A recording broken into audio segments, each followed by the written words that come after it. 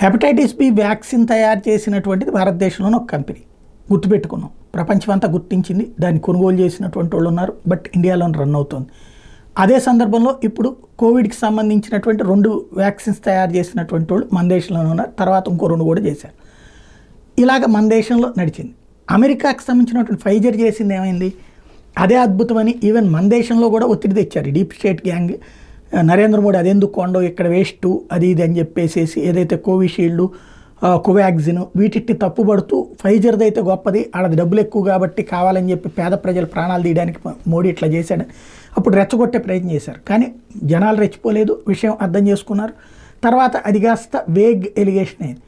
ఇప్పుడు అదే ఫైజర్ కంపెనీది వచ్చేటప్పటికి ప్రపంచవ్యాప్తంగా సవాళ్ళు ఎదుర్కొంటున్నటువంటి పరిస్థితి. ఈ ఫైజర్ లాంటి కంపెనీలు అక్కడ సర్వైవ్ అవుతున్నాయి. అదే భారతదేశం నుంచినో లేకపోతే కనుక ఈ వెనుకబడినటువంటి దేశాలు, అభివృద్ధి చెందుతున్న దేశాల్లో కనుక మందులో చిన్న తేడా వచ్చిందంటే వెంటనే బ్యాన్ పెట్టేస్తారు, ఆ సంస్థలు ఏడిపించుకు తింటారు. అనేక మంది పారిశ్రామికవేత్తలు అది ఫేస్ చేశారు.